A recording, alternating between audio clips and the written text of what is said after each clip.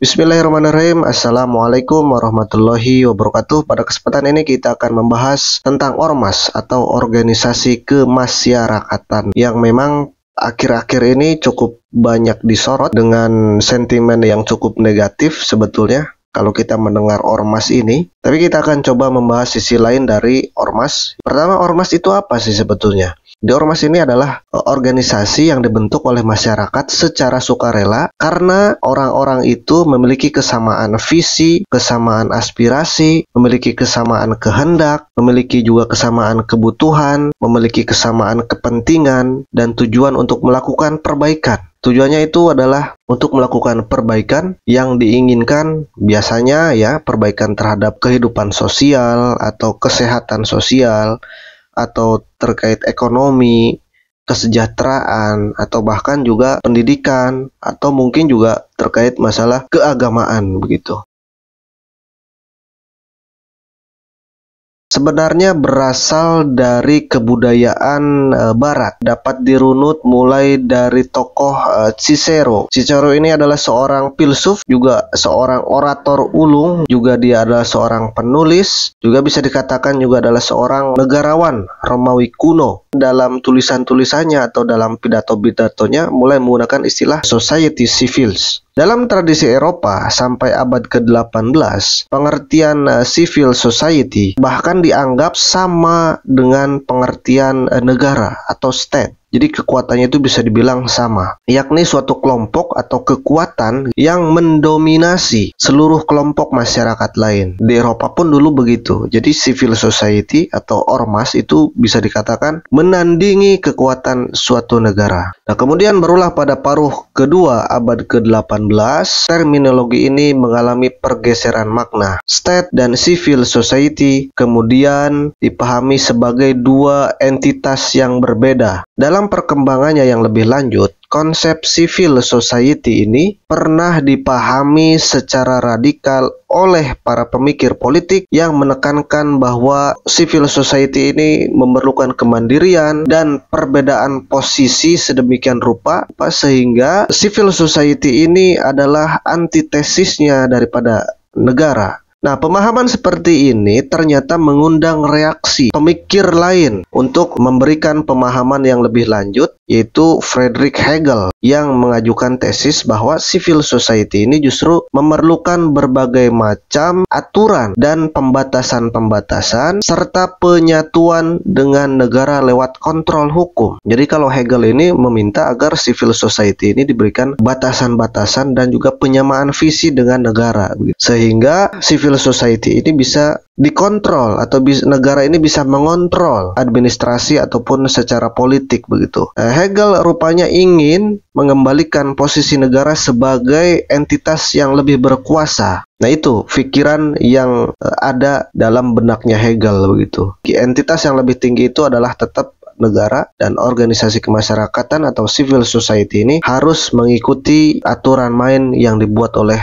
negara begitu. Nah, kalau di Indonesia sendiri seperti apa ormas ini? Dasar hukum undang-undangnya itu tercantum atau tertuang dalam Undang-Undang Nomor 17 Tahun 2013 dan Undang-Undang Nomor 16 Tahun 2017 tentang organisasi kemasyarakatan. Definisi dari organisasi kemasyarakatan atau ormas ini disebutkan dalam pasal 1 ayat 1 Undang-Undang Ormas. Organisasi kemasyarakatan yang selanjutnya disebut ormas adalah organisasi yang didirikan dan dibentuk oleh masyarakat secara sukarela berdasarkan kesamaan aspirasi, kehendak, kebutuhan, kepentingan, kegiatan, dan tujuan untuk berpartisipasi dalam pembangunan demi tercapainya tujuan Negara Kesatuan Republik Indonesia yang berdasarkan Pancasila dan Undang-Undang Dasar Negara Republik Indonesia tahun 1945. Nah, akar perkembangan civil society atau ormas di Indonesia ini bisa dirunut semenjak terjadinya perubahan sosial ekonomi pada masa kolonial, terutama ketika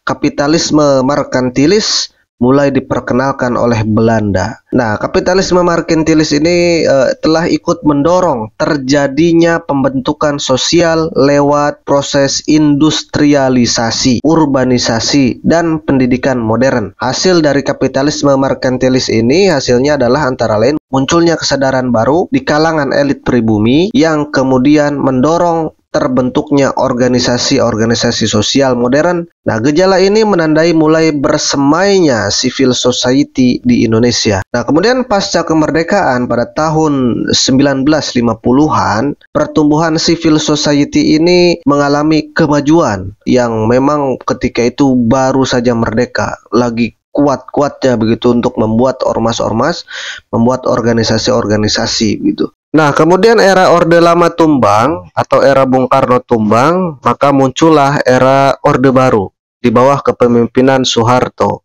Nah, di bawah kepemimpinan Soeharto ini, ormas ini dibatasi gerak-geriknya atau pergerakannya ini dibatasi, dan ormas-ormas yang ada ini harus mendukung kebijakan atau harus mendukung rezim, yaitu rezim Orde Baru.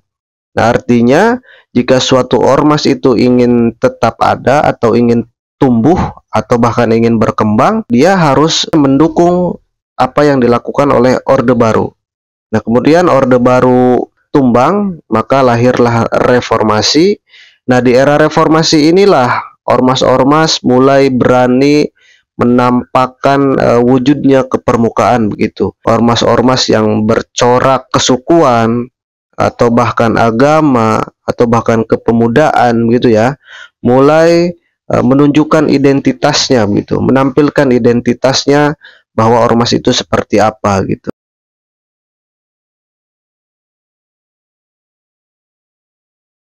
Namun yang menjadi persoalan sekarang ini adalah adanya sejumlah oknum ormas yang melakukan tindakan di luar idealnya sebagai ormas yang sudah kita jabarkan di belakang tadi. Banyak pemberitaan akhir-akhir ini oknum ormas yang seharusnya memberikan pengabdian kepada masyarakat secara sukarela, namun malah bertindak sebaliknya atau bisa dikatakan melakukan tindakan-tindakan yang meresahkan, baik itu pemerasan atau bahkan pemalakan dan bahkan melakukan perusakan-perusakan terhadap usaha yang dimiliki oleh individu atau bahkan perusakan-perusakan yang dilakukan terhadap bahkan instansi pemerintahan begitu. Nah, dalam beberapa laporan, negara pun mengalami kerugian hingga ratusan triliun akibat aksi yang dilakukan atau aksi premanisme yang dilakukan oleh oknum-oknum ormas ini. Nah, fenomena oknum ormas seperti ini dapat dijelaskan melalui teori psikologi massa dari Gustave Le Bon, seorang psikolog asal Prancis. Dalam teorinya, ia menjelaskan bahwa individu yang tergabung dalam kelompok besar cenderung kehilangan identitas dan pemikiran rasional, sehingga lebih mudah bertindak impulsif serta dipengaruhi oleh naluri primitif dibandingkan dengan akal sehat. Nah, ada beberapa faktor yang menyebabkan ormas ini melenceng dari fungsi yang seharusnya dia berikan. Pertama adalah dari penegakan hukum yang lemah. Kemudian yang kedua, ketimpangan sosial dan ekonomi. Yang ketiga, kurangnya regulasi yang efektif. Dan yang keempat adalah glorifikasi jabatan dalam ormas. Nah, dampak negatif dari maraknya aksi premanisme yang dilakukan oleh ormas itu adalah